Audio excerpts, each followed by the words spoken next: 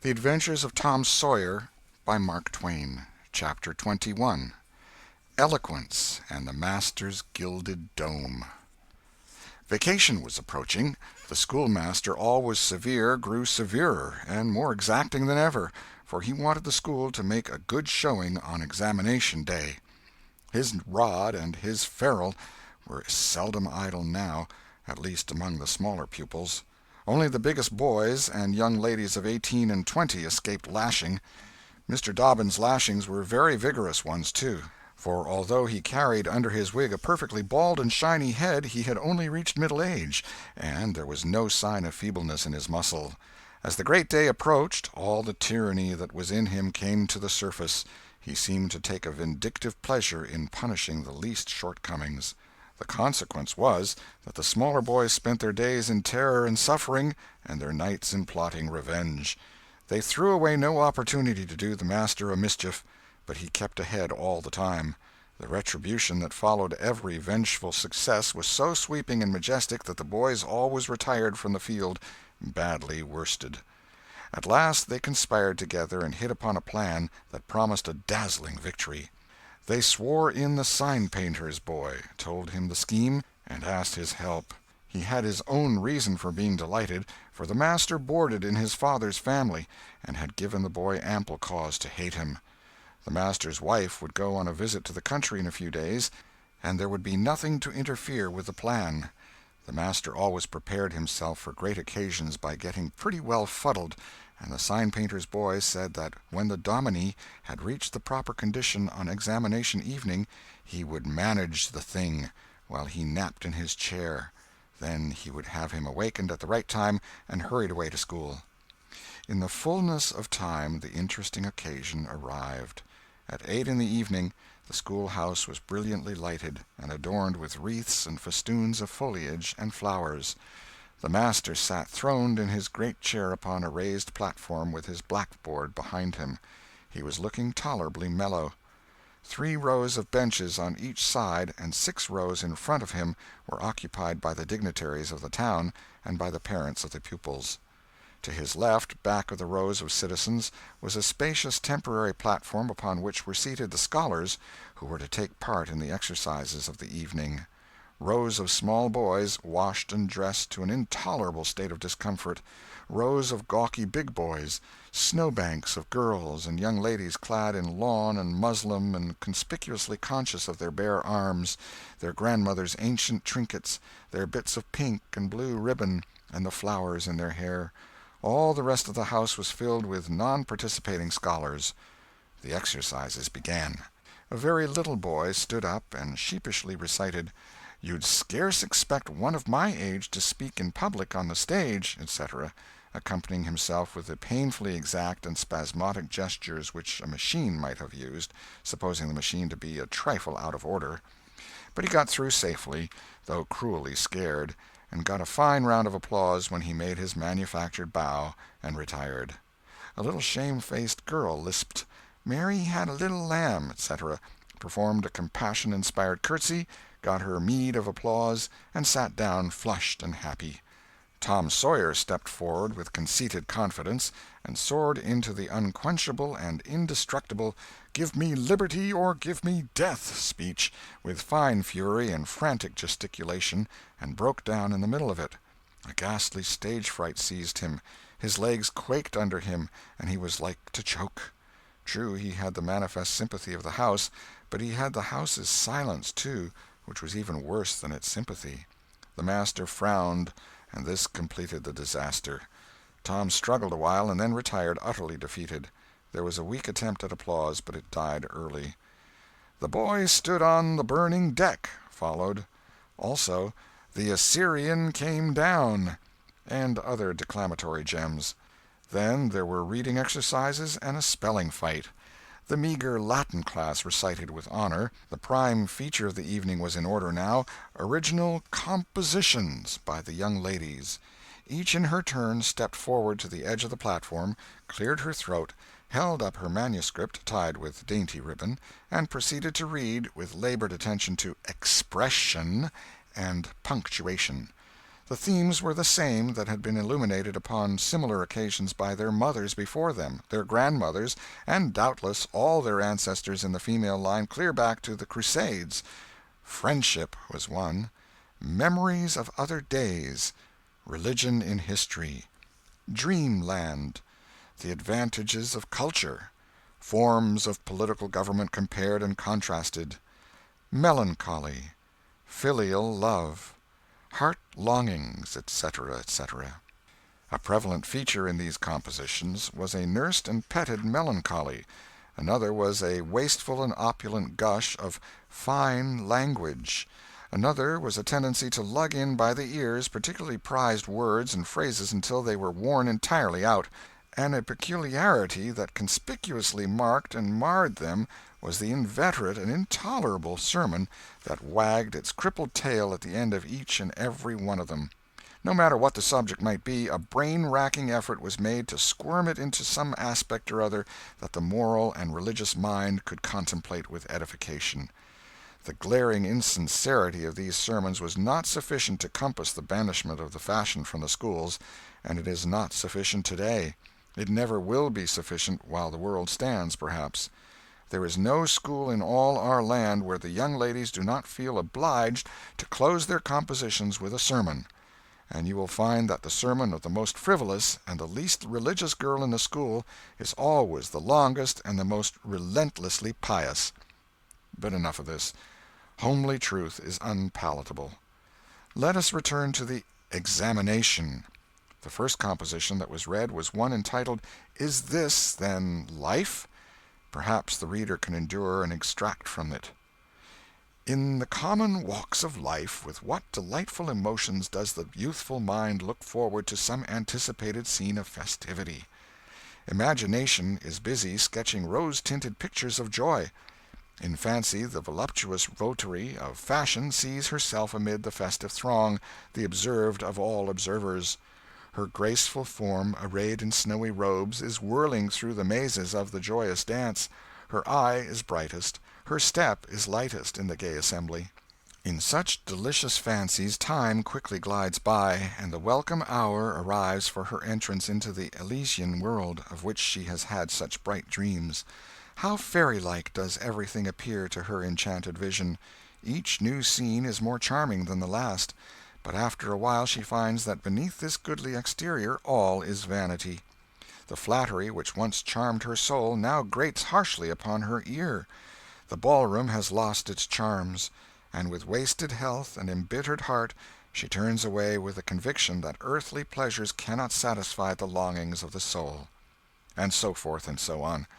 There was a buzz of gratification from time to time during the reading, accompanied by whispered ejaculations of "How sweet!" "How eloquent!" "So true!" etc., and after the thing had closed with a peculiarly afflicting sermon, the applause was enthusiastic. Then arose a slight, melancholy girl, whose face had the interesting paleness that comes of pills and indigestion, and read a poem. 2 stanzas of it will do. A Missouri Maiden's Farewell to Alabama. Alabama, good-bye, I love thee well, but yet for a while do I leave thee now. Sad, yes, sad thoughts of thee my heart doth swell, and burning recollections throng my brow. For I have wandered through thy flowery woods, have roamed and read near Tallapoosa's stream, have listened to Tallahasssee's warring floods, and wooed on Coosa's side Aurora's beam. Yet shame I not to bear an o'erfull heart, nor blush to turn behind my tearful eyes. 'Tis from no stranger land I now must part, 'tis to no stranger's left I yield these sighs. Welcome and home were mine within this state, whose vales I leave, whose spires fade fast from me, and cold must be mine eyes, and heart, and tete, when, dear Alabama, they turn cold on thee. There were very few there who knew what "tete" meant, but the poem was very satisfactory nevertheless. Next appeared a dark-complexioned, black-eyed, black-haired young lady, who paused an impressive moment, assumed a tragic expression, and began to read in a measured, solemn tone. A Vision. Dark and tempestuous was night. Around the throne on high not a single star quivered, but the deep intonations of the heavy thunder constantly vibrated upon the ear, whilst the terrific lightning revelled in angry mood through the cloudy chambers of heaven, seeming to scorn the power exerted over its terror by the illustrious Franklin. Even the boisterous winds unanimously came forth from their mystic homes, and blustered about as if to enhance by their aid the wildness of the scene. At such a time, so dark, so dreary, for human sympathy my very spirit sighed, but instead thereof, "My dearest friend, my counselor, my comforter and guide, my joy in grief, my second bliss in joy," came to my side. She moved like one of those bright beings pictured in the sunny walks of fancy's Eden by the romantic and young, a queen of beauty unadorned save by her own transcendent loveliness. So soft was her step, it failed to make even a sound, and but for the magical thrill imparted by her genial touch, as other unobtrusive beauties, she would have glided away unperceived, unsought. A strange sadness rested upon her features, like icy tears upon the robe of December, as she pointed to the contending elements without, and bade me contemplate the two beings presented. This nightmare occupied some 10 pages of manuscript, and wound up with a sermon so destructive of all hope to non-Presbyterians that it took the first prize. This composition was considered to be the very finest effort of the evening. The mayor of the village, in delivering the prize to the author of it, made a warm speech in which he said that it was by far the most eloquent thing he had ever listened to, and that Daniel Webster himself might well be proud of it. It may be remarked in passing that the number of compositions in which the word beauteous was overfondled, and human experience referred to as life's pages, was up to the usual average. Now the master, mellow almost to the verge of geniality, put his chair aside, turned his back to the audience, and began to draw a map of America on the blackboard to exercise the geography class upon. But he made a sad business of it with his unsteady hand, and a smothered titter rippled over the house. He knew what the matter was, and set himself to right it. He sponged out lines and remade them, but he only distorted them more than ever, and the tittering was more pronounced. He threw his entire attention upon his work now, as if determined not to be put down by the mirth. He felt that all eyes were fastened upon him. He imagined he was succeeding, and yet the tittering continued. It even manifestly increased, and well it might. There was a garret above, pierced with a scuttle over his head, and down through this scuttle came a cat, suspended around the haunches by a string. She had a rag tied about her head and jaws to keep her from mewing. As she slowly descended, she curved upward and clawed at the string. She swung downward and clawed at the intangible air. The tittering rose higher and higher. The cat was within 6 inches of the absorbed teacher's head. Down, down, a little lower, and she grabbed his wig with her desperate claws, clung to it, and was snatched up into the garret in an instant with her trophy still in her possession. And how the light did blaze abroad from the master's bald pate, for the sign-painter's boy had gilded it. That broke up the meeting. The boys were avenged. Vacation had come. Note: the pretended compositions quoted in this chapter are taken without alteration from a volume entitled Prose and Poetry by a Western Lady, but they are exactly and precisely after the schoolgirl pattern, and hence are much happier than any mere imitations could be. End of Chapter 21. Chapter 22. Huck Finn Quotes Scriptures. Tom joined the new order of cadets of temperance, being attracted by the showy character of their regalia. He promised to abstain from smoking, chewing, and profanity as long as he remained a member. Now he found out a new thing, namely, that to promise not to do a thing is the surest way in the world to make a body want to go and do that very thing. Tom soon found himself tormented with a desire to drink and swear. The desire grew to be so intense that nothing but the hope of a chance to display himself in his red sash kept him from withdrawing from the order. 4th of July was coming, but he soon gave that up. gave it up before he had worn his shackles over 48 hours, and fixed his hopes upon old Judge Fraser, Justice of the Peace, who was apparently on his deathbed and would have a big public funeral since he was so high an official. During 3 days Tom was deeply concerned about the judge's condition and hungry for news of it. Sometimes his hopes ran high, so high that he would venture to get out his regalia and practice before the looking-glass. But the judge had a most discouraging way of fluctuating. At last he was pronounced upon the mend, and then convalescent. Tom was disgusted, and felt a sense of injury, too. He handed in his resignation at once, and that night the judge suffered a relapse and died. Tom resolved that he would never trust a man like that again. The funeral was a fine thing. The cadets paraded in a style calculated to kill the late member with envy. Tom was a free boy again, however. There was something in that. He could drink and swear now, but found to his surprise that he did not want to.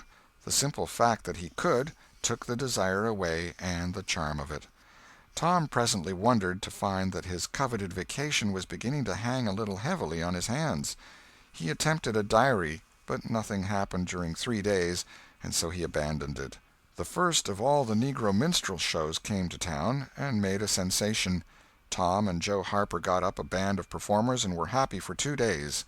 Even the glorious Fourth was in some sense a failure, for it rained hard, there was no procession in consequence, and the greatest man in the world, as Tom supposed, Mr. Benton, an actual United States Senator, proved an overwhelming disappointment, for he was not 25 feet high, nor even anywhere in the neighborhood of it. A circus came. The boys played circus for 3 days afterward in tents made of rag carpeting. Admission, 3 pins for boys, 2 for girls, and then circusing was abandoned. A phrenologist and a mesmerizer came, and went again, and left the village duller and drearier than ever. There were some boys' and girls' parties, but they were so few and so delightful that they only made the aching voids between ache the harder.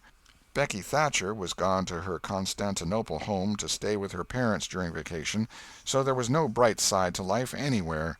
The dreadful secret of the murder was a chronic misery. It was a very cancer for permanency and pain. Then came the measles. During 2 long weeks Tom lay a prisoner, dead to the world and its happenings. He was very ill. He was interested in nothing. When he got upon his feet at last and moved feebly downtown, a melancholy change had come over everything and every creature. There had been a revival, and everybody had got religion, not only the adults but even the boys and girls. Tom went about hoping against hope for the sight of one blessed sinful face, but disappointment crossed him everywhere. He found Joe Harper studying a Testament, and turned sadly away from the depressing spectacle. He sought Ben Rogers, and found him visiting the poor with a basket of tracts.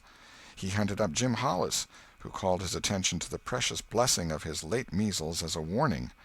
Every boy he encountered added another ton to his depression, and when, in desperation, he flew for refuge at last to the bosom of Huckleberry Finn, and was received with a scriptural quotation, his heart broke, and he crept home and to bed, realizing that he alone of all the town was lost forever and forever. And that night there came on a terrific storm, with driving rain, awful claps of thunder, and blinding sheets of lightning. He covered his head with his bedclothes and waited in a horror of suspense for his doom, for he had not the shadow of a doubt that all this hubbub was about him. He believed he had taxed the forbearance of the powers above to the extremity of endurance, and that this was the result. It might have seemed to him a waste of pomp and ammunition to kill a bug with a battery of artillery, but there seemed nothing incongruous about the getting up such an expensive thunderstorm as this to knock the turf from under an insect like himself. By and by the tempest spent itself and died without accomplishing its object. The boy's first impulse was to be grateful and reform. His second was to wait, for there might not be any more storms. The next day the doctors were back. Tom had relapsed. The 3 weeks he spent on his back this time seemed an entire age. When he got abroad at last, he was hardly grateful that he had been spared, remembering how lonely was his estate, how companionless and forlorn he was. He drifted listlessly down the street and found Jim Hollis acting as judge in a juvenile court that was trying a cat for murder. in the presence of her victim, a bird. He found Joe Harper and Huck Finn up an alley eating a stolen melon. Poor lads, they, like Tom, had suffered a relapse. End of Chapter 22. Chapter 23. The Salvation of Muff Potter. At last the sleepy atmosphere was stirred, and vigorously. The murder trial came on in the court. It became the absorbing topic of village talk immediately. Tom could not get away from it. Every reference to the murder sent a shudder to his heart, for his troubled conscience and fears almost persuaded him that these remarks were put forth in his hearing as feelers. He did not see how he could be suspected of knowing anything about the murder, but still he could not be comfortable in the midst of this gossip. It kept him in a cold shiver all the time. He took Huck to a lonely place to have a talk with him. It would be some relief to unseal his tongue for a little while, to divide his burden of distress with another sufferer. Moreover, he wanted to assure himself that Huck had remained discreet. "Huck, have you ever told anybody about that?" "About what?" "You know what." "Oh, course I haven't." "Never a word?" "Never a solitary word, so help me. What makes you ask?" "Well, I was afeard." "Why, Tom Sawyer, we wouldn't be alive 2 days if that got found out. You know that." Tom felt more comfortable. After a pause, "Huck, they couldn't anybody get you to tell, could they?" "Get me to tell? Why, if I wanted that half-breed devil to drown me, they could get me to tell. They ain't no different way." "Well, that's all right, then. I reckon we're safe as long as we keep mum. But let's swear again, anyway. It's more surer." "I'm agreed." So they swore again with dread solemnities. "What is the talk around, Huck? I've heard a power of it." "Talk?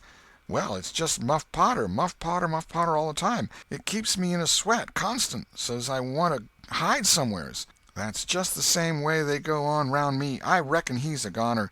Don't you feel sorry for him sometimes?" "Most always, most always. He ain't no account, but then he ain't ever done anything to hurt anybody. Just fishes a little, to get money to get drunk on, and loafs around considerable." "But, Lord, we all do that. Leastways most of us. Preachers and such like. But he's kind of good. He give me half a fish once, when there weren't enough for 2. And lots of times he's kind of stood by me when I was out of luck." "Well, he's mended kites for me, Huck, and knitted hooks onto my line. I wish we could get him out of there." "My, we couldn't get him out, Tom, and besides, 'twouldn't do any good. They'd catch him again." "Yes, so they would. But I hate to hear 'em abuse him so like the dickens when he never done that." "I do too, Tom. Lord, I hear 'em say he's the bloodiest looking villain in this country, and they wonder he wasn't ever hung before." "Yes, they talk like that all the time. I've heard 'em say that if he was to get free they'd lynch him." "And they'd do it, too." The boys had a long talk, but it brought them little comfort. As the twilight drew on, they found themselves hanging about the neighborhood of the little isolated jail, perhaps with an undefined hope that something would happen that might clear away their difficulties. But nothing happened. There seemed to be no angels or fairies interested in this luckless captive. The boys did as they had often done before, went to the cell grating and gave Potter some tobacco and matches. He was on the ground floor, and there were no guards. His gratitude for their gifts had always smote their conscience before. It cut deeper than ever this time. They felt cowardly and treacherous to the last degree when Potter said, "You've been mighty good to me, boys, better'n anybody else in this town, and I don't forget it, I don't. Often I says to myself, says I used to mend all the boys' kites and things and show 'em where the good fishing places was, and befriend 'em what I could, and now they've all forgot old Muff when he's in trouble, but Tom don't and Huck don't. They don't forget him, says I, and I don't forget them. Well, boys, I done an awful thing. Drunk and crazy at the time, that's the only way I count for it, and now I got to swing for it, and it's right. Right, and best, too, I reckon. I hope so, anyway. Well, we won't talk about that. I don't want to make you feel bad. You've befriended me. But what I want to say is, don't you ever get drunk. Then you won't ever get here. Stand a little further west, so that's it. It's a prime comfort to see faces that's friendly when a body's in such a muck of trouble, and there don't none come here but yourn. Good friendly faces. Good friendly faces." Get up on one other's backs and let me touch 'em. That's it. Shake hands. Yourn'll come through the bars, but mine's too big. Little hands and weak, and they've helped Muff Potter a power, and they'd help him more if they could." Tom went home miserable, and his dreams that night were full of horrors. The next day and the day after he hung about the courtroom, drawn by an impossible, irresistible impulse to go in, but forcing himself to stay out. Huck was having the same experience. They studiously avoided each other. Each wandered away from time to time, but the same dismal fascination always brought them back presently. Tom kept his ears open when idlers sauntered out of the courtroom, but invariably heard distressing news. The toils were closing more and more relentlessly around poor Potter. At the end of the second day the village talk was to the effect that Injun Joe's evidence stood firm and unshaken, and that there was not the slightest question as to what the jury's verdict would be. Tom was out late that night, and came to bed through the window. He was in a tremendous state of excitement. It was hours before he got to sleep. All the village flocked to the courthouse the next morning, for this was to be the great day. Both sexes were about equally represented in the packed audience. After a long wait the jury filed in and took their places. Shortly afterward, Potter, pale and haggard, timid and hopeless, was brought in, with chains upon him, and seated where all the curious eyes could stare at him. No less conspicuous was Injun Joe, stolid as ever. There was another pause, and then the judge arrived and the sheriff proclaimed the opening of the court. The usual whisperings among the lawyers and gathering together of papers followed. These details and accompanying delays worked up an atmosphere of preparation that was as impressive as it was fascinating. Now a witness was called who testified that he found Muff Potter washing in the brook at an early hour the morning that the murder was discovered, and that he immediately sneaked away. After some further questioning, counsel for the prosecution said, "Take the witness." The prisoner raised his eyes for a moment, but dropped them again when his own counsel said, "I have no questions to ask him." The next witness proved the finding of the knife near the corpse. Counsel for the prosecution said, "Take the witness." "I have no questions to ask him," Potter's lawyer replied. A third witness swore he had often seen the knife in Potter's possession. "Take the witness." Counsel for Potter declined to question him. The faces of the audience began to betray annoyance. Did this attorney mean to throw away his client's life without an effort? Several witnesses deposed concerning Potter's guilty behavior when brought to the scene of the murder. They were allowed to leave the stand without being cross-questioned. Every detail of the damaging circumstances that occurred in the graveyard upon that morning, which all present remembered so well, was brought out by credible witnesses, but none of them were cross-examined by Potter's lawyer. The perplexity and dissatisfaction of the House expressed itself in murmurs and provoked a reproof from the bench. Counsel for the prosecution now said, "By the oaths of citizens whose simple word is above suspicion, we have fastened this awful crime, beyond all possibility of question, upon the unhappy prisoner at the bar. We rest our case here." A groan escaped from poor Potter, and he put his face in his hands and rocked his body softly to and fro, while a painful silence reigned in the courtroom. Many men were moved, and many women's compassion testified itself in tears. Counsel for the defense rose and said, "Your Honor, in our remarks at the opening of this trial, we foreshadowed our purpose to prove that our client did this fearful deed while under the influence of a blind and irresponsible delirium produced by drink. We have changed our mind.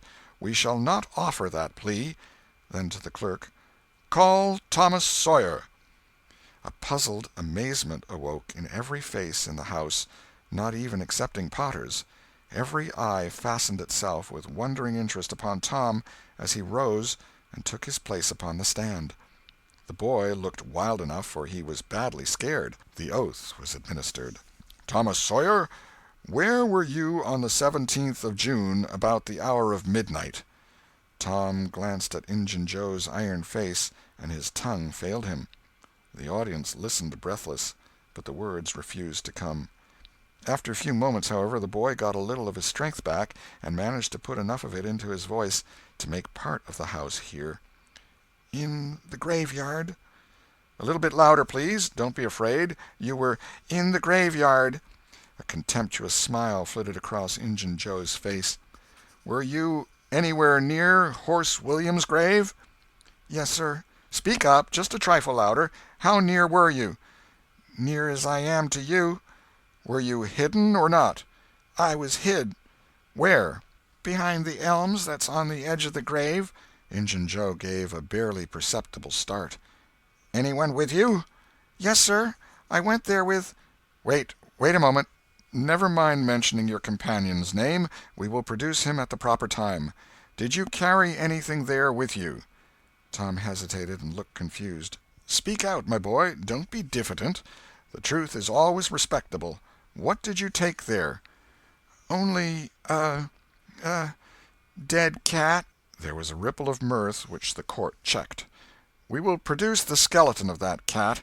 Now, my boy, tell us everything that occurred. Tell it in your own way. Don't skip anything, and don't be afraid." Tom began, hesitatingly at first, but as he warmed to his subject his words flowed more and more easily. In a little while every sound ceased but his own voice. Every eye fixed itself upon him. With parted lips and bated breath the audience hung upon his words, taking no note of time, wrapped in the ghastly fascination of the tale. The strain upon pent emotion reached its climax when the boy said: "And as the doctor fetched the board around and Muff Potter fell, Injun Joe jumped with a knife and—" Crash! Quick as lightning the half-breed sprang for a window, tore his way through all opposers, and was gone. End of chapter 23.